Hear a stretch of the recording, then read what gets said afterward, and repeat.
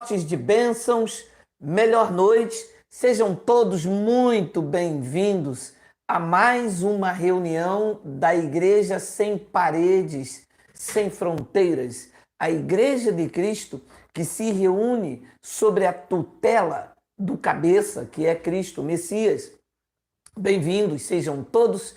Este é o canal Igreja em Espírito e em Verdade. Não é o nome da igreja. A Igreja de Cristo é uma só. Este é o nome do canal do YouTube, Igreja em Espírito e em Verdade. Bem-vindos, eu e você somos a Igreja de Cristo. Nós somos membros, individualmente eu sou membro do corpo. Juntos formamos a igreja. E essa igreja se reúne aqui, acolá, aonde estiver o eleito e aonde estiver esta unidade da fé, pelo vínculo da paz, está formada a igreja de Cristo e o cabeça sobre ela. Bem-vindos sejam todos. O meu nome é Geraldo Moraes. Ouça, não sou seu pastor, não sou seu apóstolo, não sou seu bispo. Tudo isto é o sistema arcaico legalista tentando homens dominar homens. Todos nós somos membros do mesmo corpo, igual, nivelado, com o mesmo valor. Então, eu quero falar com vocês sobre este assunto. Igreja viva praticando obras mortas. Quando o sistema religioso fala de igreja, ele associa este termo aos prédios, às mandingas, aos toma lá da cá em nome de Iau, do Eterno. É isto que as pessoas associam o termo igreja. Vamos à igreja, vamos ao culto. Então as pessoas associam aquele prédio físico como a igreja. Mas a igreja de Cristo, o que é válido, o que tem validade, legitimidade diante do Eterno, não são os blocos, não são os edifícios, não são as paredes. O que tem validade diante de Yahweh são vidas que pertencem a Ele, regeneradas, transformadas, lapidadas, vidas que vivem sobre a sua proteção, a sua provisão, sobre o seu cuidado, sobre as orientações da palavra. É isso o que nós entendemos como igreja. O resto são prédios aonde as pessoas podem se reunir. A reunião, ela acontece também no local físico, mas que não deve receber nenhum grau de santificação ou de santidade. Não há nenhuma santidade nos prédios, embora as pessoas podem se reunir. As pessoas podem se reunir nas suas casas, numa praça de alimentação, como nós já nos reunimos, num parque, e aqui, onde você está, na sua casa, ouvindo esta palavra, que com certeza lhe trará crescimento e edificação. Então, quando nós, o povo da graça de Deus, falamos de igreja, estamos falando de vidas, estamos falando de mim e de você, esse organismo vivo e não uma organização morta, morta pelos seus algozes, pelos seus patronos, aonde os interesses são apenas financeiros e usam então a lei que caducou, porque quando ele disse nova, torna-se antiquada a primeira. Então eles usam esta lei, que era um ministério de condenação e morte, para matar a igreja viva. E por que o tema Igreja Viva praticando obras mortas? Haja vista que quem pratica obras mortas é o sistema religioso e o sistema religioso não é a igreja. Porque o sistema religioso obriga as igrejas que ainda estão lá. Lembra a argumentação apresentada logo no início? Igreja não é o sistema, porque o sistema com a sua organização predial, não tem nada a ver com Cristo. Eles estão separados de Cristo. Mas as vidas que estão lá dentro, embora não são todas, e sim alguns, são as igrejas. As igrejas, que eu digo, são as vidas que formam a igreja, porque a igreja é uma só. Então, o sistema predial doutrinal obriga a igreja de Cristo vidas a praticar obras mortas. Então, são a igreja de Cristo que está fora do conhecimento que as liberta e estão praticando obras mortas. Vê se você entende o que está escrito aí, o que Paulo disse. Portanto, Hebreus 9, versículo de número 13, Paulo chama aos hebreus, esta carta, esta epístola, tinha por finalidade mostrar a superioridade de Yahushua sobre Moisés. A igreja trata Yahushua com uma inferioridade, botando Moisés como superior. E não pode ser assim. Então, o apóstolo Paulo escreve aos hebreus mostrando a superioridade do Messias, do Salvador, sobre Moisés. E explica que no ambiente em que eles estavam inseridos, sobre o domínio do Messias, eles não deveriam se portar da mesma forma que se portavam sobre a ótica de Moisés. Então ele diz, em um dos trechos de sua epístola, Hebreus 9, versículo 13, eu vou ler também o versículo de número 14. Portanto, se o sangue de bodes e de touros e a cinza de uma novilha, aspergidas sobre os contaminados, os santificam quanto à purificação da carne? Versículo de número 14. Muito mais o sangue de Cristo, que pelo Espírito eterno, a si mesmo se ofereceu sem mácula a Deus, purificará a nossa consciência de obras mortas para servirmos ao Deus vivo. Olha, que preciosidade de palavra para enriquecer o nosso entendimento. E lembre-se, Paulo não está escrevendo a mim e a você, primeiro, que não somos hebreus. Segundo, que esta carta tinha destinatário. O remetente escreve aos hebreus e quando ele diz nossa, ele se coloca dentro da prática dos hebreus. Então ele diz aqui, muito mais o sangue de Cristo, que pelo Espírito eterno, a si mesmo se ofereceu sem mácula a Deus, purificará a nossa consciência de obras mortas para servirmos ao Deus vivo. Então os hebreus estavam com a consciência que daquilo que eles praticavam e não conseguia levar a termo, porque eram 613 mandamentos, e quando um homem tropeçava em um, ele se tornava culpado de todos, e isto gerava uma má consciência, mas esta consciência eram de obras mortas, porque diante do mais perfeito sacrifício de Yahushua, tudo aquilo que a lei de Moisés apresentava se tornava morto. Diante daquele sacrifício vivo, ele disse no versículo de número 13, se o sangue de bodes e de touros e a cinza de uma novilha aspergidos sobre os contaminados, os santificam quanto à purificação da carne.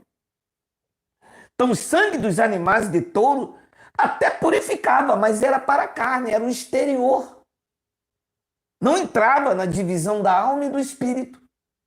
Então, quando uma reunião, uma comunidade, um encontro, uma convocação solene, um culto dos vasos, dos irmãos, convoca as pessoas para ir numa vigília, ir em jejum, consagração pela manhã e traz esses rituais, embora não tenha sangue de touros e de bodes, mas estão ali num perfil, num protótipo. O estereótipo é todo da lei, porque tem o óleo, tem a água benta, tem o sacerdote, tem a levita que louva. Tudo isto aqui é trazer de volta os rudimentos, as cerimônias, dizendo que o que foi feito naquele madeiro não foi suficiente. Então, praticam obras mortas com a consciência ainda golpeada, porque quando se falha, diz assim: quebrei a campanha, quebrei o jejum, perdi a Santa Ceia, não dei o dízimo. Toda esta quebra cerimonial rudimentar da lei de Moisés não gera uma boa consciência. E aí, então, com a mente golpeada, atribui o seu fracasso espiritual à quebra desses protocolos que os seus algozes, os seus patronos impõem. Então, fica uma igreja viva, porque embora estando no sistema espiritualmente, já tem a eficácia do sacrifício, já tem a lei quebrada, sem efeito nenhum em dois aspectos, tanto espiritual como físico, que perdeu-se totalmente a sua legalidade em 70 DC. Então fica uma igreja viva, com o nome de que vive, embora morto, debaixo das práticas mosaicas, sem eficácia nenhum para o pacto já estabelecido de melhores e superiores promessas. Então, uma pessoa precisa entender, com os argumentos bíblicos, à luz da clareza do evangelho, da sã doutrina, que só foi o sangue de Yahshua capaz de tirar, de purificar a consciência dos judeus, e Paulo é específico nesta epístola aos Hebreus. Eram eles que tinham estas obras que geravam má consciência, e nunca os gentios. Os gentios não participavam da Páscoa, ou não deveriam, porque os pastores obrigam os gentios a fazer uma Santa Ceia, que é uma imitação fajuta da Páscoa judaica. Então, toda a cerimônia, toda a observação, guarda de sábado, lava-pé, banho com purificação com água, toda a observação judaica que está imprimida dentro do sistema religioso doutrinal é uma obra morta. Por que obra morta? Porque diante do mais perfeito sacrifício de Yahshua, do Messias, não tem valor nenhum. Olha o que diz Hebreus, capítulo de número 9, versículo de número 11.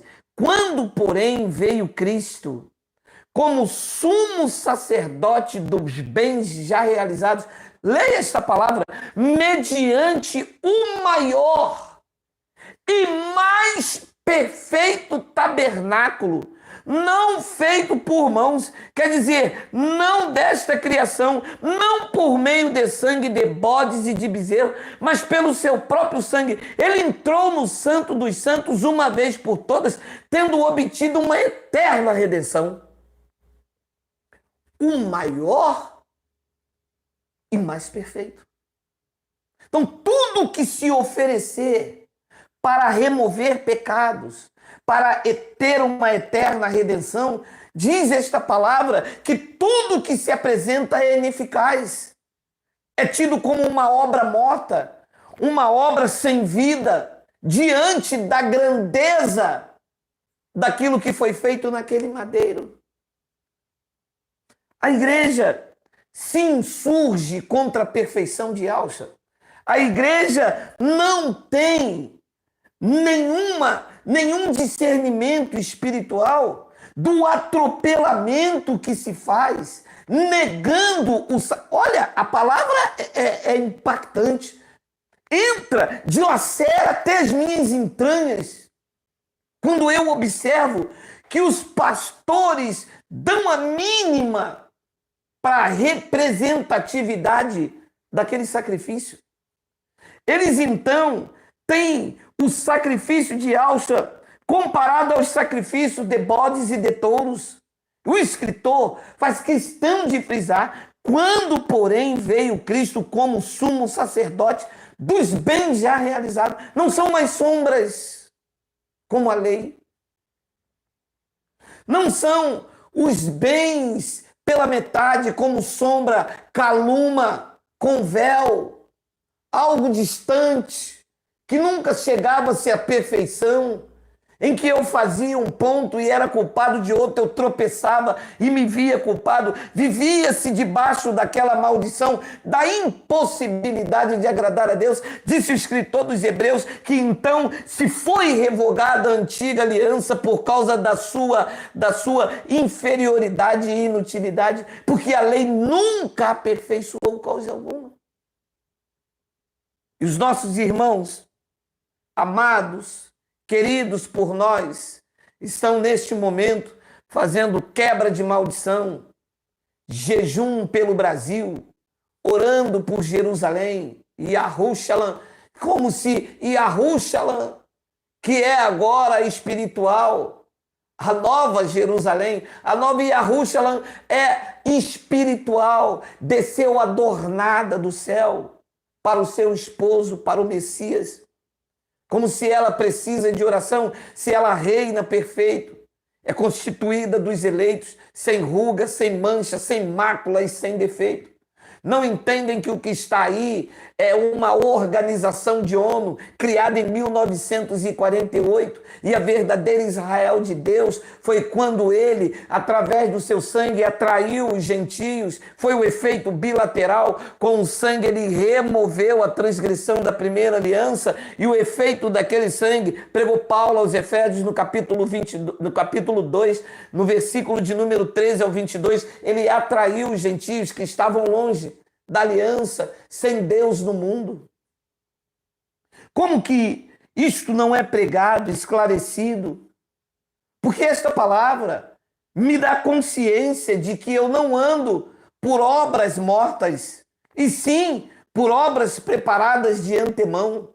Quando eu me lanço ao necessitado, quando eu me proponho a edificar a igreja de Cristo com palavras guiadas pelo beneplácito do seu conselho, quando eu, membro do corpo de Cristo, não quero atropelar a esfera de ação do meu irmão, quando eu quero, na verdade, perdoar, viver o reino, que é gozo, paz e alegria no espírito, quando eu coloco o desejo de somar para que a cada dia esta palavra corra e seja glorificado e arranque a igreja que é viva de um cemitério maldito chamado igreja evangélica.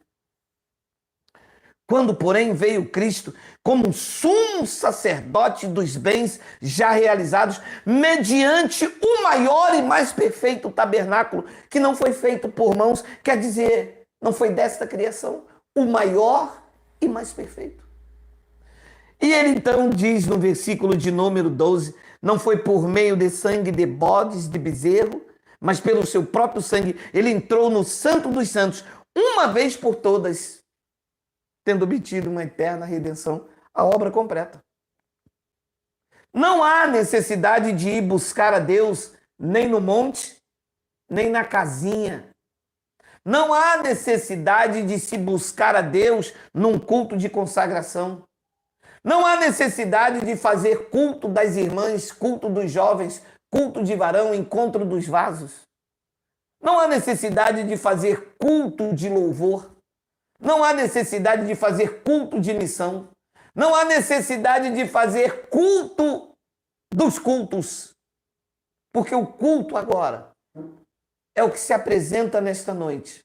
É o culto racional, de entendimento.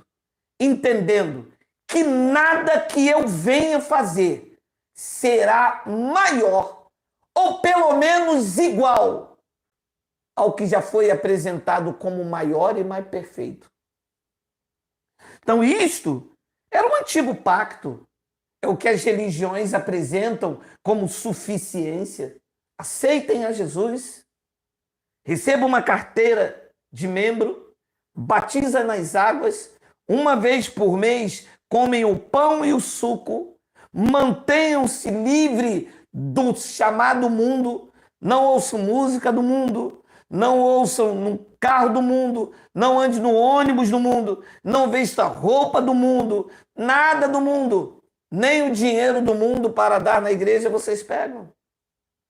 Então isto era o que era a tradição que ensinou os seus membros a praticarem obras mortas. Foi exatamente isto o que o livro, o apóstolo, continuava exortando por meio dos hebreus. Ele dizia, ora, todo sacerdote se apresenta dia após dia a exercer o serviço sagrado e a oferecer muitas vezes os mesmos sacrifícios que nunca, jamais podem remover pecados.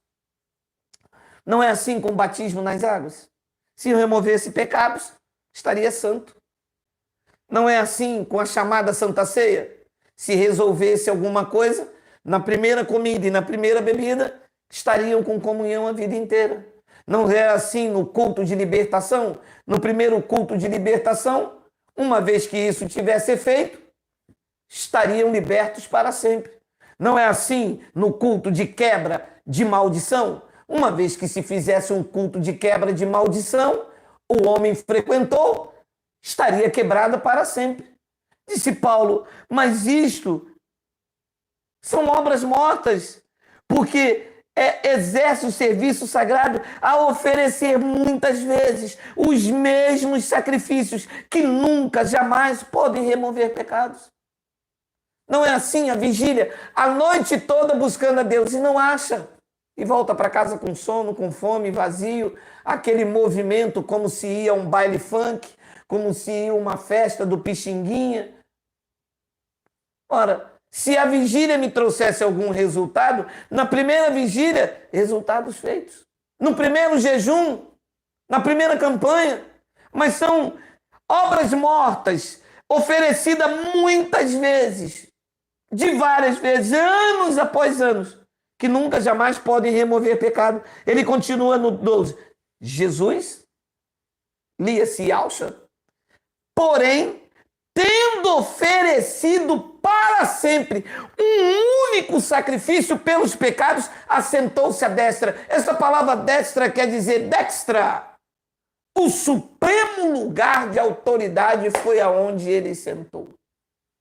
Ninguém voltou, ninguém subiu, senão aquele que desceu. E levando o cativo o cativeiro, levou e deu dons aos homens, levando cativo o cativeiro. Diz que ele, porém, tendo oferecido para sempre. Então, qualquer tentativa de se fazer um jejum é dizer que ele precisa morrer mais vezes. Porque continua a lei e ele veio anular a lei. Se eu continuo neste ritual, o sacrifício dele está invalidado. Disse Paulo aos Gálatas, no capítulo 2, a partir do versículo 20, precisamente no versículo 21. Ora, se a justiça provém da lei, segue-se então que o Messias morreu em vão. Então, a minha justiça não procede de lei. A minha justiça está naquilo que foi feito a favor da igreja no primeiro século e que, com a graça estabelecida, me deixou perfeito, pleno, aperfeiçoado nele. Diz que com um único sacrifício. A igreja ignora isto e coloca os seus membros debaixo das leis cerimoniais, dizendo com esta atitude reprovável que o Messias morreu em vão. E qual é a consequência deste ato? Qual é a infração? Ou melhor, qual a penalidade quem anda debaixo dessas práticas cerimoniais? O que acontece? Talvez alguém temeroso com a sua vida espiritual diz: que tem eu fazer isso? Eu não perco a minha salvação? Quem é salvo? Ou melhor, quem veio da eternidade, chova ou faça sol, a eternidade não se perde. Porque eternidade não tem nada a ver com práticas cerimoniais. A eternidade não veio à minha vida com a morte de Yahshua. A eternidade não sai da sua vida se você matar uma galinha, beber o seu sangue. A eternidade são dos filhos revestidos de carne. É um outro propósito. É viver na embaixada, é cumprir um propósito, é viver uma vida aqui segundo o beneplácito. Você entende que a pessoa temerosa por conta da deturpação da mensagem legalista diz assim: cuidado que você vai perder a sua salvação. Quem vive no sistema religioso, na verdade, não está salvo na mente. Não tem a metanoia, não chegou o conhecimento, está à deriva, está debaixo de calúnia. Só quando o véu doutrinal é tirado é que ela é salva desse império religioso. Ela se converte ao Senhor. Então, qual é o perigo, uma vez que quem veio da eternidade não precisou passar nem por sacrifícios da lei e nem pelo sacrifício de Yahshua? Qual é a penalidade, o perigo que se incorre alguém está como igreja viva praticando obras mortas? Leia comigo. Hebreus, capítulo 10, versículo 28. Sem misericórdia, morre pelo depoimento de 2 ou 3 testemunhas quem tiver rejeitado a lei de Moisés. Então ele diz, olha, na lei de Moisés, quem rejeitasse a lei morria pelo depoimento de 2 ou 3 testemunhas. E Paulo explica agora o que uma igreja viva praticando obra morta incorre nas suas infrações. Leia. De quanto mais severo castigo julgais, vós, está explicando aos hebreus, que deveriam estar sobre a influência de Cristo e voltando às práticas cerimoniais.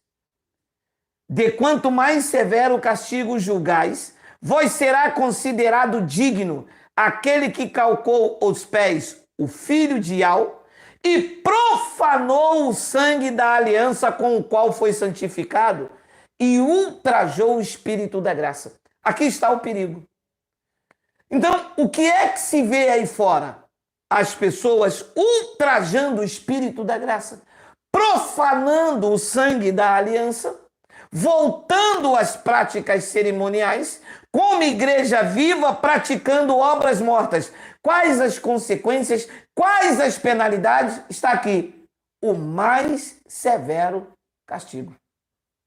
Então, o povo que deveria reinar em vida e viver em perfeita vitória está debaixo de mais severo castigo. Chega da pena de ver as pessoas que deveriam reinar em vida com a consciência totalmente abalada, vivendo debaixo do mais rigoroso sofrimento. Não reina em vida, não vive em perfeita vitória. Quando você paralisa, ele diz, só vitória, vaso, só vitória, vaso. Mas a família é destruída, o marido dorme na sala, a mulher no quarto, não tem paz dentro dos lares, os filhos vivem em guerra. Isto é um severo castigo para quem deveria estar reinando em vida, como Paulo mencionou, apontando até para o futuro, Romanos 5,17, os que recebem a abundância da graça reinarão em vida por meio de um só, a saber, o Messias. E Paulo volta aos hebreus e diz, de quanto mais severo o castigo, a lei morria pelo depoimento de 2 ou 3 testemunhas, diz o versículo 28. Mas Paulo diz, de quanto mais severo o castigo, vocês julgar, vocês serão merecedores, serão considerados dignos aquele que calcou aos pés o Filho de Deus e profanou. O sangue da aliança é profanado. Que quando um pastor mergulha alguém nas águas, ele está profanando o sangue da aliança.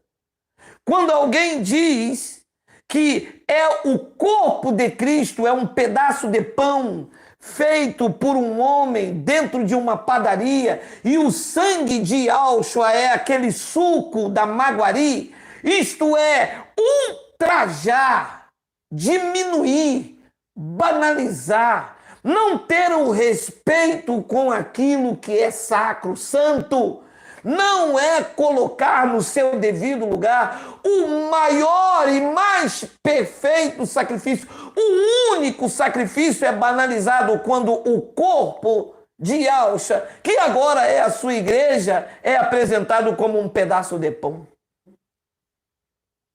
E aí, você vê pessoas doentes, e não são poucos os que dormem, anunciando a morte daquele que vive.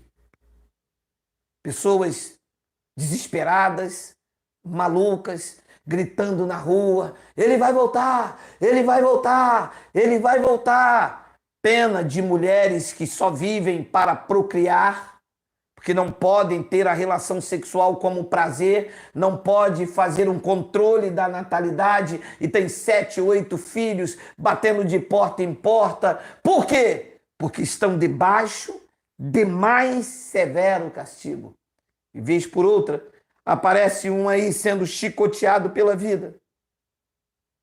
Ouça, não anule a graça de Deus. O maior e mais perfeito já se apresentou para tirar a transgressão que havia sobre a primeira aliança e a obra perfeita para dos dois fazer um só, onde a parede de inimizade impedia que judeus e gentios viviam uniforme, de forma coesa, uma massa homogênea e diante do Pai um só corpo, uma só fé, um só Senhor. Hebreus capítulo 10, versículo 19. Eu termino a minha explanação com o texto de Hebreus dizendo: tendo, pois, irmãos, dizendo aos hebreus que eram seus compatriotas, que estavam acostumados para entrar no Santo dos Santos, ter a representatividade do sumo sacerdote, Paulo pega pena e tinta e diz: tendo, pois, irmãos, intrepidez, porque isto era dado apenas ao sumo sacerdote, de entrar no Santo dos Santos, trazia pompa, orgulho, era o cara, era o boss. Paulo diz: temos agora intrepidez para entrar nos Santos dos Santos. Lembra que isto é uma linguagem comum, foi uma linguagem comum entre eles. Paulo está usando um termo comum entre os hebreus. Tendo intrepidez para entrar nos Santos dos Santos, pelo sangue de Jesus, diz no versículo 20, pelo novo e vivo caminho que ele nos consagrou. Então, a igreja viva anda pelo caminho novo e vivo. A igreja viva não pode andar pelo caminho velho e morto. E daí o tema: igreja viva, praticando obras mortas diante do Pai, não biologicamente, mas nas suas práticas espirituais, dizem que conhecem, mas praticam algo que não condiz. Esta é a dura realidade daquilo que se chama igreja. Um povo que deveria estar reinando em vida, estão retrocedendo. Mas a expressão nos nossos lábios, nos últimos tempos, diz o seguinte: retroceder nunca, render-se jamais. As nossas caminhadas é aqui, no novo e vivo caminho que ele consagrou pelo véu, isto é, pela sua carne. O maior e mais perfeito, um único sacrifício. Deus, Yahweh, não recebe nenhum outro sacrifício humano, nem de bodes, nem de touros, nem de cerimônias, nem de homens, nada. Você está aperfeiçoado nele, que é o cabeça, nele que nos predestinou, nele que nos chamou na sua graça, nele que nos libertou do império religioso da tradição evangélica e nos apresentou para Ele mesmo como propriedade exclusiva, um pouso zeloso e de boas obras. O meu nome, Geraldo Moraes, sou teu irmão em Cristo, e amanhã, 5h20 da manhã, eu creio, querendo o Pai, que eu estarei de volta com uma palavra para encorajar você. Assim é, melhor noite, graça e paz.